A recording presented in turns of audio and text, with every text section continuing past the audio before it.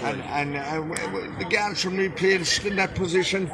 It's the law that's been made by the minister is wrong, and there's no place for that.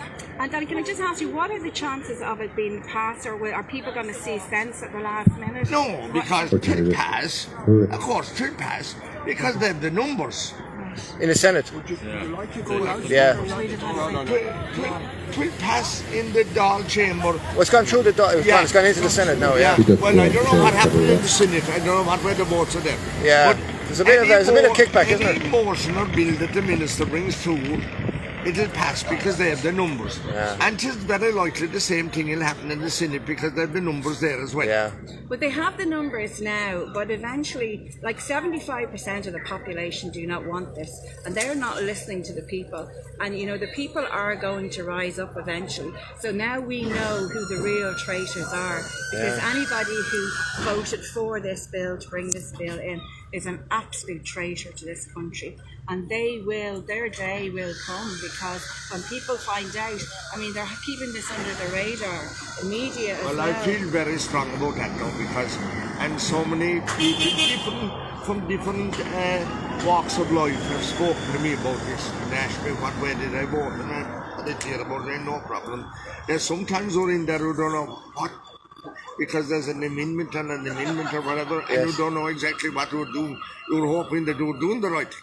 But I was very sure I was doing the right thing when I was voting against that. You voted against it. Fair play to you, Danny. You were very sure about that. But how come so many of them were so sure to vote, to bring in this? Because they were brought in by the government.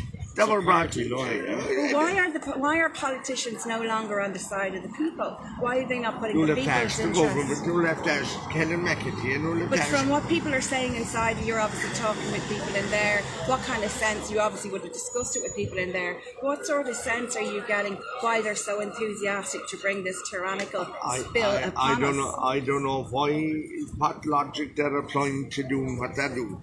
Because I see no request from in the first place. Exactly. So the whole world is giving out about it. Yeah, and everyone would meet from whether it is a farmer or whether it is a businessman or whether it is a hotelier or whatever it is. Matty McGrath talked about the Klaus Schwab and all them. They're sort of controlling the way the politicians are behaving. Do you think there's something behind that? The World Economic Forum, You heard of them. This is essentially about bringing the New World Order to Ireland, Danny, isn't it?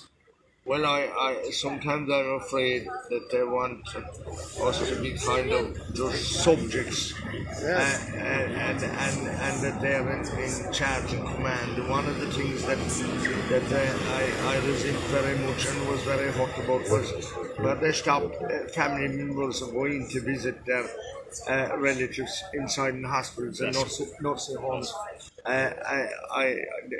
That's hurt to me all the time. That shouldn't have happened. And it was too controlling, and when we examined closely what they did then, if the person started dying, if they went into a coma, all the family were left in them. But when they had their senses, no one was left. Yeah. You know what I mean? So it didn't make any sense to me, and it looked like to me the government exactly its control. Yeah. But that's what it seems to be about, ultimately about control. Are they working in the interest of the people, do you think? Are they actually working in the interest of the people, the government? Do you know? Oh yeah, sorry. You'll have to question that. Yeah, sorry, there's a cat coming. Sorry.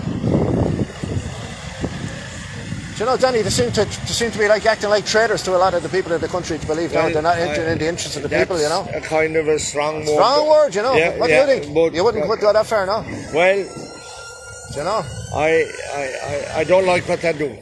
I don't like that. And I don't support that, so I support what you're at, no bother in the world. Well, I mean, this is going to change. This country is going to now become a very different place if they try to close down free speech.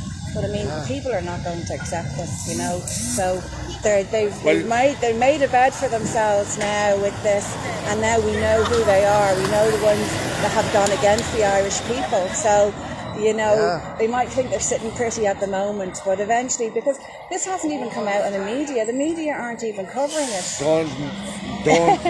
Don't go there because the media bought open. Since COVID, they started giving you money that time they were complaining that they couldn't exist. Yeah. And since then they give you money, so the media won't write against them. And won't go against them. Journalism is dead. True journalism. Yeah, well, that's no longer. Sure, you can see tis the minister's view is all the time being put across by the. Yeah, we have to struggle to get a minute to talk on that. Are you, Danny, you involved in this proposed new rural party, or a particular one that's coming through at the minute? No, I'm not. I'm elected as an independent TD for Kerry. You've heard talk about this rural party. I have. You're not on board yourself at the no, moment anyway, I'll be doing my best to get elected myself. And I'll decide after the election who I'll vote for government. Oh, same myself. I'm running for election as well. I'm running in Tipperary, I do, Yeah, independent as well, you know. We have to stand up for ourselves. Peter Madden. Peter Madden, good to meet you, Danny. But one other thing about the CO2 thing, you know, this the CO2, the cow farts and all the rest of it. I'm a scientist. I looked into it. I was teaching it in schools on behalf of the EU, right?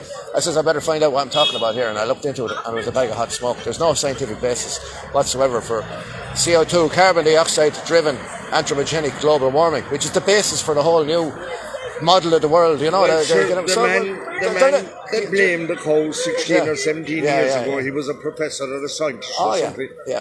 He has come back now last year and said that his calculations were out by 2/3. In the wrong. But even he was blaming the coals in the wrong. CO2 isn't an issue, you know. So the whole, unless the farmers and all the rural lobby cop onto that, they're being played for fools with this dangling the CO2 thing. Whether it is Eamon Ryan, or whether it is Mial Martin, or Radcliffe, or whether it is whoever it is, whatever. Well, it's coming from outside the country, you know. So the World Economic Forum, they won't change the weather, the United Nations, because the weather and the patterns of climate change changed before there was ever industrial activity. Absolutely, Absolutely. It always changes. But there is geoengineering going on, you know. They are affecting the weather with they're actually working their spraying, you know. To believe it, you know, the contrails we used to see as a child that disappear on the back of an airplane after 3 minutes it was blown away. Nowadays, they're not all the time, but they're putting out a haze there in the aircraft fumes that are. It's aerosols, you know. It's been well accepted, you know. Well accepted. It's all public. It was one morning, the 20th of August or thereabouts, when the COVID, when every place was closed down. Yes. So I was taking a bus to Belfast. Yes. I got out before 6 o'clock and I took the van this morning, but the sky you could see every bit, it was clear. And the next thing, there was lines of about 33 jets going through and you could see, you could count them. So I came out 10 minutes later. All their streams had joined together and I couldn't see the sky anymore. Well, listen, man, would you bring that up in Dáil Éireann? I did already. Have you? About the geoengineering, about the spray in the air? I have said that about the sky was no longer visible. No. And that was purely man-made, Come here, I'm a conspiracy theorist, right? Or a realist, you know. I look into it. There's conspiracies going on, as you well know, if you're working in Gangster House, right, behind the scenes. But you need to become a conspiracy theorist as well, you know, and see the big picture, because a lot of people, you know, they're so busy with their jobs, they don't get to look into it all. But there's a plot going on from way up high, and they're playing us all like a chessboard. The countries of the world and the people of the world against each other. So you have a look into it and maybe see, Well, I do think Danny, it's the name, isn't it? If someone calls you, they just label you something, you know, and then they'll try trying their best to break up the family unit. Absolutely, yeah. All right. What is your name? Peter Madden. Talk to you again, man. Well, that's it, folks. That's Danny Healy Rae, independent TD from Kerry. You can make of that now what you will. At least he did vote against the anti-free speech laws in the Dáil Éireann, and like I said, they've gone over to the Senate and they're to be dealt with in the Senate later on this afternoon. And Billy Dooley, is it Billy Dooley from Clare? He says he's all in favour of it. He's voting for it anyway. We had a brief chat with him a few minutes ago. Unfortunately, I didn't get it recorded, so he doesn't want anyone to be called names and upset. So he thinks this is a great thing. So all right, leave it for that for a moment.